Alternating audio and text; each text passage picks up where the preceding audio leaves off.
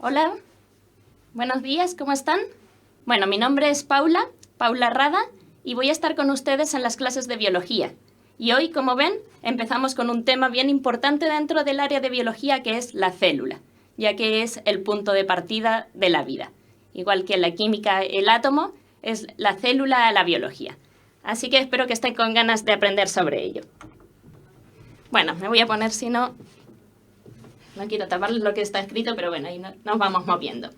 Vamos a comenzar viendo los niveles de organización biológica, que son los distintos niveles, desde lo más sencillo hasta lo más complejo en que se organiza la materia viva.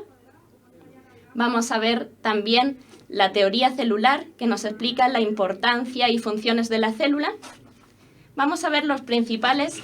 Ahí, quiero que puedan ver lo que está escrito ahí, voy a ver cómo moverlo ahora. Principales modelos celulares, que son la célula procarionte y eucarionte. Y dentro de la célula eucarionte vamos a ver las diferencias entre la célula vegetal y animal. Y por último, vamos a ver también los principales organelos y estructuras celulares. Ya, ahí sí ya no les tapo el texto. Bueno, ven que tenemos aquí una imagen. ¿Entienden a qué se refiere la imagen? ¿Por qué tenemos ahí ese obrero colocando células? ¿Qué relación hay entre las células y lo que está representando? ¿Qué serían las células en este caso? ¿Con qué las podemos comparar? ¿A alguien se le ocurre? Maribel, Paola, Jocelyn. Bueno, aquí estamos haciendo una analogía entre las células y los ladrillos de una casa. Las células podríamos decir que son como los ladrillos de todos los seres vivos, si bien son estructuras mucho más complejas que los ladrillos y que cumplen también otras funciones, pero las podríamos comparar en el sentido de que, así como las casas están construidas por ladrillos, nosotros estamos construidos por células. Ya, ahora sí, la diapositiva que estábamos viendo hace rato. Bueno, muy bien, ahí me llegó un poquito tarde lo de los ladrillos, pero es lo que comentábamos. Los niveles de organización biológica, lo que les comentaba recién.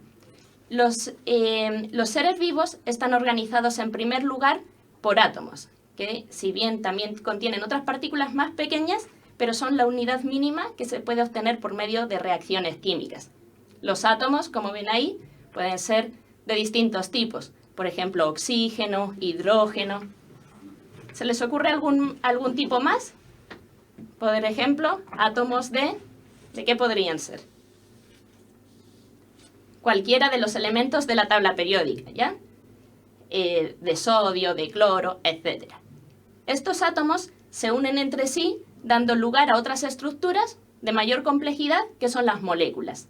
Y aquí tenemos un ejemplo, que es la molécula de agua, una de las sustancias fundamentales también de los seres vivos y de los que no lo son. Después, en el caso de los organismos como nosotros, que estamos formados por un tipo de célula que se llama eucarionte, que la vamos a ver después, las moléculas dan lugar a unas estructuras que reciben el nombre de organelos, que serían como los órganos de la célula. ¿Ya? Cada uno de ellos tiene una función. Por ejemplo, aquí tenemos como ejemplo el núcleo. Podríamos mencionar también varios que vamos a ver después, como la mitocondria, el aparato de Golgi, etc.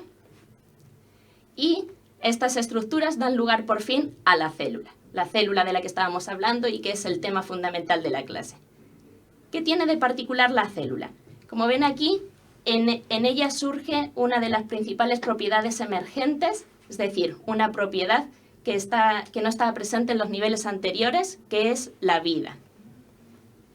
Tenemos también distintos tipos de células. Hay, por ejemplo, un osteocito, que es una de las células que forma parte de los huesos. Bueno, hay seres vivos que son unicelulares y están formados solo por un tipo de célula, o sea, solo por una célula. Pero hay también otros organismos como nosotros que somos pluricelulares y estamos formados por muchas células. Por ejemplo, bueno, en este caso, las células se unen unas a otras con otras células del mismo tipo, dando lugar a los tejidos. Tejidos como el tejido óseo, el tejido sanguíneo, el tejido nervioso, etc. A su vez, los tejidos se organizan formando otras estructuras que son los órganos, que cumplen funciones determinadas. En este caso, siguiendo con el tejido óseo, podríamos nombrar un hueso, pero también, como saben, son órganos el corazón, el cerebro. ¿Alguno más que se les ocurra? El hígado, los riñones. Y después estos órganos dan lugar, se organizan también formando los aparatos o sistemas de órganos. Tenemos aquí el esqueleto, pero podríamos mencionar otro como el aparato digestivo, el excretor, el respiratorio, que por cierto los vamos a ver en las próximas clases. Y por último, los sistemas de órganos funcionan de manera también organizada para dar lugar al organismo o individuo. Hay otros niveles de organización también que incluyen más de un organismo, pero por el momento nos vamos a quedar acá. Bueno, una pequeña pregunta para ver si vamos entendiendo y si siguen ahí todas. Dice eritrocitos, y los tenemos ahí en la imagen, ya los glóbulos rojos, para ayudar un poco. Hepatocitos, que serían las células de arriba. Y neuronas, que tenemos aquí abajo en la imagen, son ejemplos del nivel de organización, de los niveles que vimos antes. ¿Cuál sería? A, atómico, B, celular, C, molecular o D, orgánico. Efectivamente, están formados por moléculas. ¿Sí? Están compuestos por moléculas, pero ¿qué son? Los eritrocitos o glóbulos rojos, los hepatocitos y las neuronas son células. La alternativa correcta sería la B. ¿Ya? Como les decía, sí, están compuestos por moléculas, y esas moléculas también por átomos, pero el nivel en el que nos encontramos ya es el nivel celular, porque lo que tenemos aquí son células especializadas de diferentes tejidos. Ya son células bien particulares, sobre todo los glóbulos rojos, las neuronas, pero son células. De hecho, una pista, las palabras terminadas en cito suelen corresponder a distintos tipos de células, como veíamos antes los osteocitos del tejido óseo, los eritrocitos también de la sangre, los hepatocitos del hígado, son distintos tipos de células. Bueno, seguimos. A continuación vamos a ver la teoría celular. Como decíamos al principio, describe la importancia y las principales funciones de la célula, de esta estructura en la que estamos, que ya sabemos que es donde surge la vida. Bueno, siempre que se estudia la teoría celular, se suele hacer un pequeño repaso histórico y ver cuáles fueron los principales científicos y los acontecimientos a través de los cuales se fue desarrollando la teoría. No es necesario que nos aprendamos las fechas ni los nombres de los científicos, pero se hace esa introducción para que sepamos de la importancia de la célula y cuánto tiempo aproximadamente hace que fue surgiendo. Ya aquí vemos que recién en el siglo XVII es cuando surge el concepto de célula, cuando se empiezan a observar por primera vez las células. ¿Por qué hasta entonces no? Porque no conocíamos todavía, no se había descubierto un instrumento que está muy ligado a la biología celular y molecular, que es el microscopio. Ya la mayoría de las células son microscópicas, es decir, no se pueden ver a simple vista, por lo tanto, cuando no se había inventado este instrumento, no podíamos conocer sobre ellas. Entonces, recién, como ven, en 1666 aproximadamente, un científico, un trabajador llamado Robert Hooke, observó por primera vez células. Se suele mencionar siempre a este personaje porque fue el primero en nombrar la célula como tal. Lo que él observó fue una lámina de corcho y lo que veía en realidad eran las paredes de células muertas. Las observaba entonces como celdillas y por eso utilizó el nombre de célula. Unos poquitos años después, otro científico, en este caso holandés, más bien técnico que trabajaba elaborando microscopios, se le ocurrió observar distintas sustancias al microscopio. Observó muestras de sangre, de semen y por primera vez observó células vivas.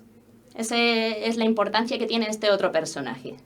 Y fue ya bastante más tarde, en el siglo XIX, cuando un botánico y un zoólogo alemanes plantearon los primeros postulados de la teoría celular, que explican que la célula es la unidad estructural de los seres vivos y la unidad funcional de los seres vivos.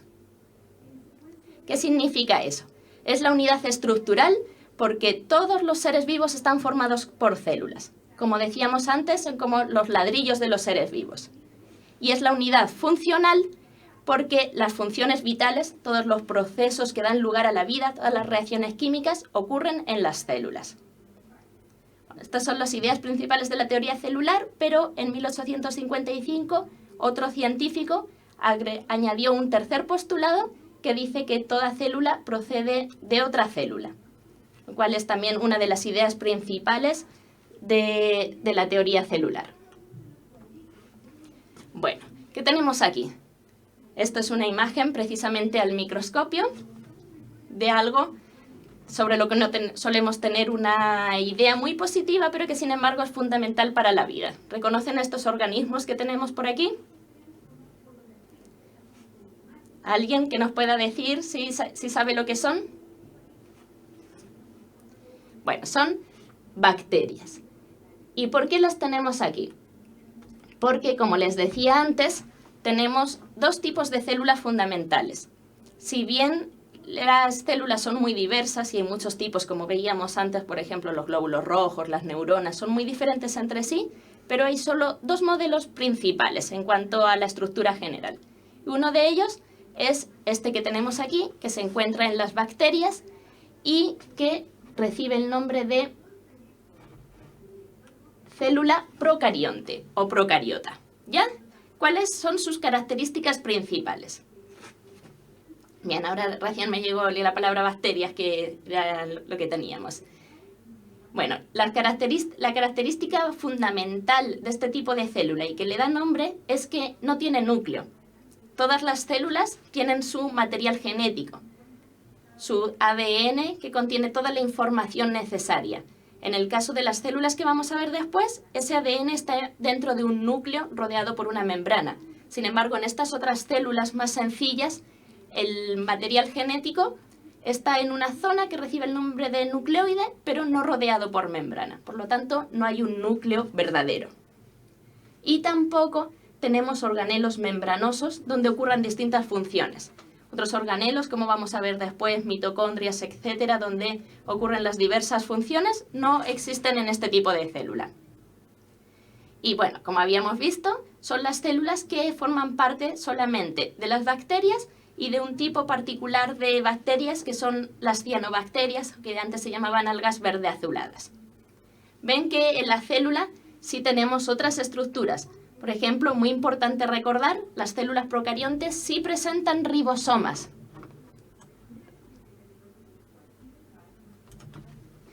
Ya ven estos puntitos, a ver si los puedo apuntar.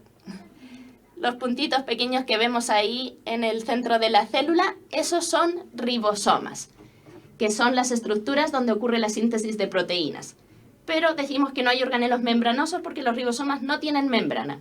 Vemos también que hay una membrana que está rodeada por una pared, también existe una cápsula por fuera de ella, y estas células también algo que suelen presentar y que lo veíamos en la imagen anterior es uno o dos flagelos, que son las colas, y presentan también en muchas ocasiones lo que se llama pili o pelos que la rodean también.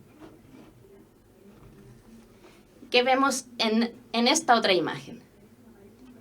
Bueno, si miramos, seguramente nos llame la atención en primer lugar una gran diversidad de animales, vemos también árboles, otros tipos de plantas, flores, también algunos organismos unicelulares que tienen este otro tipo de modelo celular, y también en la parte de abajo vemos hongos de distintos tipos. ¿Ya? Toda esta gran diversidad de organismos presentan otro tipo de células, que es la célula eucariontes. Bueno, ¿qué diferencia a las células eucariontes de las procariontes? A simple vista podemos ver que son más complejas. Y además también, aunque eso no lo apreciamos en el dibujo, tienen mayor tamaño. Pero su característica principal, y que tenemos que recordar, es que presentan un núcleo verdadero, que es la zona de la célula donde se encuentra el material genético rodeado por una membrana que recibe el nombre de membrana nuclear o carioteca. Y además, a diferencia también de la célula procarionte que veíamos antes, la célula eucarionte tiene una serie de organelos membranosos donde ocurren distintas funciones de manera compartimentalizada, se dice, porque son zonas rodeadas por una membrana donde ocurren distintas reacciones químicas y distintos procesos relacionados con la respiración de la célula, la digestión, etc. Es decir, tenemos las estructuras que vamos a ver después, como aparato de Golgi, lisosomas, mitocondrias, etc. Bueno, y esta célula se encuentra, como veíamos, en animales, vegetales, hongos y protozoos, en todo ese tipo de seres vivos. Ven aquí que aparece la célula representada también con un flagelo. Bueno, eso lo vamos a comentar un poco más después. Este flagelo, que es la cola, puede estar presente solo en algunas células, no en otras, y lo mismo ocurre con otras estructuras que dependen del tejido donde se encuentre la célula. Por ejemplo, las microvellosidades pueden estar o no, hay organelos que pueden estar más desarrollados o menos, dependiendo de la función específica de la célula. ¿Ahí sí? ¿Se escucha bien? Muy bien, que me avisen como antes cuando no se escuche, porque se me olvida el micrófono. Bueno, aquí ahora nos vamos a centrar en la célula eucarionte. Es la que nos interesa un poco más porque, como habíamos visto, es la que forma parte de los seres como nosotros, todos los animales y también las plantas y además hongos, etc. Dejamos ya las bacterias que tenían ese tipo de célula un poco más sencilla.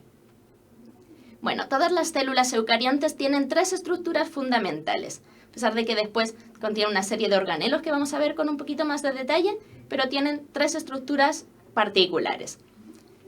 En primer lugar, es muy importante la presencia de una membrana celular. También se llama a veces membrana plasmática. La membrana es la estructura que delimita la célula. A ver, aquí alcanzo, ahí. Esa es la membrana.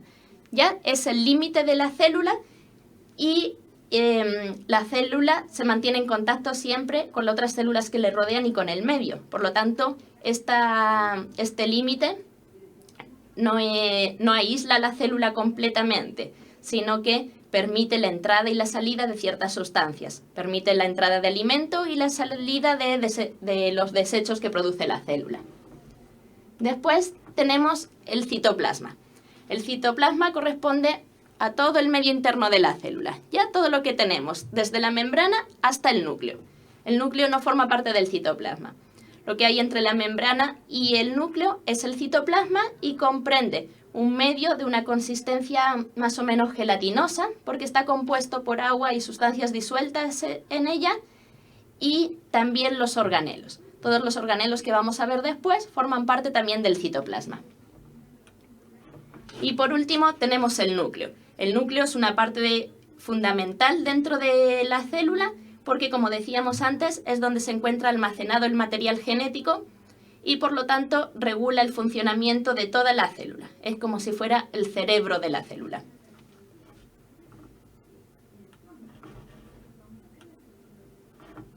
Bueno, una pregunta más, a ver cómo nos va ahora. A ver si se ha ido entendiendo lo que vemos y recuerdan algo un poquito más específico. ¿Cuál de las siguientes estructuras está presente en una bacteria? Aquí tenemos una imagen de otro tipo de bacterias que presentan estas células. Aparato de Golgi, carioteca, ribosomas, mitocondrias. A ver, ¿cuál de estas estructuras sí está en las bacterias? Hemos visto que las bacterias son más sencillas, no tienen todos los organelos que están presentes en la célula eucarionte, pero ¿cuál de estas estructuras sí está? No sé si tienen ahí el material impreso. Si lo tienen, pueden ver en la célula procarionte. Bien, muy bien. Lo que sí tienen estas células son ribosomas. Ya veíamos que los organelos membranosos no están presentes en las células procariontes, pero los ribosomas sí, están presentes tanto en la célula procarionte como en la eucarionte. Muy bien. La carioteca, en este caso les recuerdo que es la membrana nuclear que rodea el núcleo, por lo tanto no está en las células procariontes. Tampoco hay aparato de Golgi ni mitocondrias, pero sí ribosomas. Perfecto.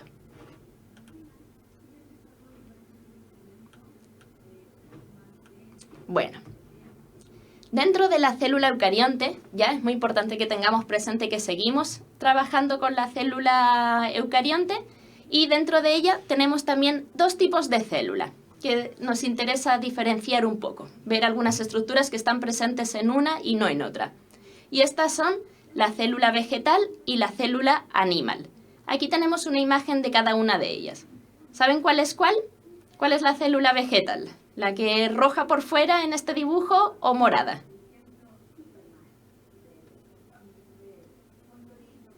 Bueno, como les decía, mientras van respondiendo, las dos son células eucariontes, pero presentan algunas diferencias en cuanto a las estructuras que tiene cada una de ellas. Ven que todos los nombres que aparecen en el centro, entre las dos imágenes, corresponden a estructuras que están presentes en ambas, que vamos a ver un poquito más después qué significan. Ambas tienen citoesqueleto, tienen mitocondrias, ribosomas, obviamente, retículo endoplásmico rugoso y liso, núcleo, por supuesto, aparato de Golgi, membrana, pero hay algunas estructuras que están en una o en otra. Bueno, la que tenemos más allá, la que presenta la envoltura roja, es una célula vegetal. Y una de las principales características que tiene la célula vegetal, como les digo, es en esta imagen la roja, es que presenta una pared celular que se encuentra por fuera de la membrana nuclear, o sea, por fuera de la membrana plasmática, tenemos esta pared, ¿ya? Que es una estructura más rígida y que le da sostén a las células y las protege. Las células vegetales tienen esa pared celular, tienen también otra estructura muy característica que son los cloroplastos, ¿ya? Que son los que le dan el color verde a las plantas, porque en ellos está la clorofila, es donde ocurre la fotosíntesis, y las solemos reconocer también porque tienen una gran vacuola central, que es una estructura que almacena agua y otras sustancias.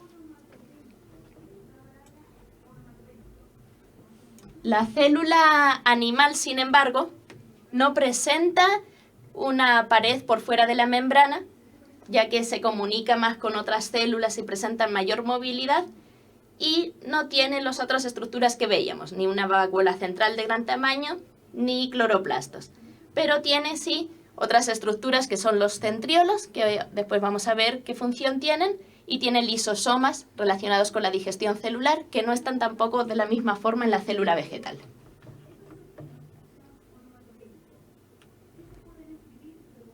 Bueno, y ya para terminar la última parte de la clase, vamos a ver un poquito más sobre estas estructuras que están presentes en la célula eucarionte. Ya vamos a ver qué función tiene cada una de ellas, que esto lo vamos a ver un poquito aquí y después lo pueden ir repasando para que vayan memorizando algunos nombres, que yo sé que son hartos nombres diferentes. Bueno, en primer lugar, las células eucariontes tienen lo que se llama citoesqueleto. Ya, cito, ya les decía antes que es célula, entonces este sería el esqueleto de la célula. Pero no es un esqueleto obviamente formado por huesos, sino que está formado por una serie de proteínas, de estructuras tubulares, de fibras, que le dan cierto sostén a la célula, le proporcionan la forma y en algunos casos también participan en ciertos movimientos celulares. Ya tenemos aquí representadas las distintas fibras del citoesqueleto. Hay también otras estructuras que son los cilios y flagelos, ya que lo veíamos antes en el caso de la célula animal, entonces no están presentes en la célula vegetal. Se habla de flagelos cuando tenemos una prolongación única o dos a lo máximo, de tamaño grande y que proporcionan movilidad a la célula. Por ejemplo, ¿en qué célula del ser humano encontramos un flagelo? Hay una célula muy conocida y muy típica, que la conocemos porque tiene una cola o flagelo, que sería ¿Alguien por ahí? Bueno, seguro que se les ocurre, pero no me ha llegado todavía la respuesta, el espermatozoide. ¿Ya? Los espermatozoides son unas células que presentan flagelo. Y los cilios, sin embargo, son prolongaciones de menor tamaño y más numerosas que se encuentran en algunas células y que no tienen tanta relación con el movimiento de la célula en sí, sino con el movimiento en una superficie de otras partículas. Por ejemplo, el epitelio del aparato respiratorio, la tráquea, etcétera, contiene células ciliadas y lo que hacen es expulsar o movilizar la mucosidad o partículas que vengan en el aire. Después tenemos los centriolos. ¿Recuerdan que veíamos que los centriolos están presentes en las células animales y no en las vegetales? Bueno, son estas estructuras que suelen colocarse así por parejas, una en forma perpendicular a la otra, y que están relacionadas con el origen de los cilios y flagelos. Los cilios y flagelos tienen en su base una estructura de este tipo. También, durante la mitosis, que es la división de la célula, dan lugar, un material que se forma alrededor de ellos, da lugar a la formación del huso mitótico, que en algún momento veremos lo que es, en lo que participa en la separación de los cromosomas. Seguimos con algunas otras estructuras. Los ribosomas, que ya los hemos mencionado varias veces. Verán que los ribosomas son estructuras de muy pequeño tamaño que se encontraban en todo tipo de células, tanto procariontes como eucariontes, que no están rodeados por una membrana y que tienen como función la síntesis de proteínas. ¿Ya? Entonces, estas estructuras en todas las células sintetizan, forman las proteínas, que son un tipo de moléculas muy importantes que las veremos también un poquito más adelante qué funciones tienen. Pero llevan a cabo una gran diversidad de funciones. Forman las enzimas, las hormonas, tienen funciones estructurales también, mucha diversidad. Después tenemos lo que se llaman retículos endoplasmáticos. ¿Ya? Las letras RE son de retículo endoplasmático. Y arriba tenemos el liso, REL, retículo endoplasmático liso, y abajo el retículo endoplasmático rugoso. Estas son una serie de conductos formados por membranas donde ocurren, en el caso del retículo endoplasmático liso, la síntesis, la formación de lípidos, y en el caso del retículo endoplasmático rugoso, la síntesis de proteínas. Ya que se llama rugoso el retículo endoplasmático rugoso porque tiene adosados ribosomas. Entonces en ellos se forman las proteínas y después se almacenan en vesículas que van a permitir que estas proteínas salgan de la célula. Por ejemplo, las hormonas u otros tipos de secreciones celulares. Ahí. Bueno, ya para que no se asusten, estas ya son las últimas estructuras que vamos a ver de la célula eucarionte. Tenemos el aparato de Golgi, que se encuentra, no les mencioné que los retículos endoplasmáticos están unidos al núcleo, a la membrana nuclear, y después hacia el exterior de la célula está el aparato de Golgi. En el aparato de Golgi, los productos formados en los retículos endoplasmáticos son englobados en vesículas que después van a permitir que éstas salgan de la célula. Ahí se forman también los lisosomas, que son las estructuras donde ocurre la digestión celular. Es decir, donde la célula digiere, procesa distintas sustancias extrañas a la célula o también, por ejemplo, organelos dañados que hay que ir renovando, otras moléculas. A continuación tenemos aquí la mitocondria. La mitocondria es un organelo también muy importante y cuya función no pueden olvidar, porque es donde se produce la energía necesaria para el funcionamiento celular y, por lo tanto, para todos nuestros procesos vitales. Las mitocondrias, a partir de utilizando oxígeno y glucosa, se produce energía. Y ya para terminar, tenemos 3 estructuras que son características que se encuentran solamente en la célula vegetal. ¿Ya? Recuerden que lo que estábamos viendo corresponde a la célula eucarionte y había 2 tipos de células, la animal y la vegetal. Estas 3 están solo en la célula vegetal. Tenemos los cloroplastos, que como ya veíamos antes, los representamos siempre de color verde porque son efectivamente de este color. ¿Ya? Ahí tenemos un cloroplasto. En los cloroplastos se almacena la clorofila, como les decía antes, y es donde se produce la fotosíntesis, que es un proceso fundamental que llevan a cabo las plantas, los vegetales, en el que producen oxígeno y también sintetizan alimento que es utilizado por todo el resto de seres vivos. Después tenemos las otras dos estructuras que habíamos visto que eran también particulares de la célula vegetal. La pared celular, que se encuentra por fuera de la membrana y que proporciona sostén a la célula, hace que se mantenga su forma y la planta también se pueda mantener erguida y además la protege frente a ciertas situaciones. Y por último, la vacuola. Tenemos la vacuola por aquí, que es una vesícula de gran tamaño que almacena agua y otras sustancias y que le da a la planta, a la célula, la presión de turgencia. Eso significa que la célula puede incorporar una cantidad importante de agua y de esa manera la planta se va a mantener erguida.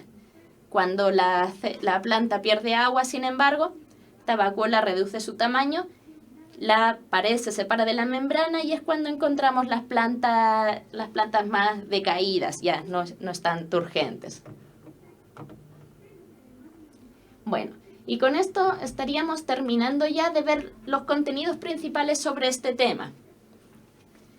Tenemos aquí un pequeño resumen con las ideas más importantes de la clase que vamos a revisar y mientras tanto, hace rato que no veo un mensaje de nadie, espero que sigan ahí. Mientras tanto pueden ir planteándome las preguntas que les hayan surgido o si alguna parte no se alcanzó a escuchar bien, no la entendieron. Ya, lo van escribiendo ahí porque después vamos a resolver también otras preguntas en conjunto. Bueno, vemos aquí, como habíamos comenzado diciendo, la célula se describe por medio de la teoría celular. Y la teoría celular, que era donde vimos una serie de científicos que la desarrollaron, tenía unas ideas fundamentales que eran que la célula es la unidad estructural, es decir, todos los seres están formados por células, funcional, todos los procesos vitales ocurren en la célula, y de origen de todos los seres vivos, es decir, todos los seres vivos o todas las células proceden de otra célula. Las células no surgen a partir de la materia inerte. Y después, también como habíamos visto, dentro de las células diferenciamos dos modelos principales. La célula procarionte, que era la que correspondía a las bacterias, y la célula eucarionte, que está presente en todo el resto de seres vivos. ¿Qué características tienen cada una de estas células? Lo principal es que la célula procarionte no tiene núcleo y tampoco tiene organelos membranosos. Entonces no tiene distintos compartimentos donde ocurren las funciones, aunque sí que lleva a cabo todos los procesos también que ocurren en la célula eucarionte, pero no de manera separada. Y sí presenta ribosomas, como muy bien habíamos visto. La célula eucarionte. Bueno, la célula procarionte, recuerden, la de las bacterias que veíamos antes. Célula eucarionte, la que forma parte de nosotros, de todo el resto de animales, de las plantas, los hongos, algunos organismos unicelulares también como los protozoos, las algas.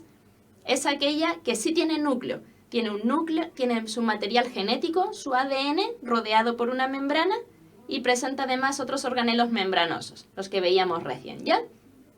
Y además, obviamente, también tiene ribosomas. Bueno, hay aquí una serie de preguntas. Teníamos 5 preguntas para repasar lo que hemos visto, pero que a lo mejor las pueden realizar ustedes. Y después, último, en la siguiente clase vemos si tienen alguna duda. ¿Ya les parece? Bueno, terminamos aquí entonces. Nos vemos en un rato más.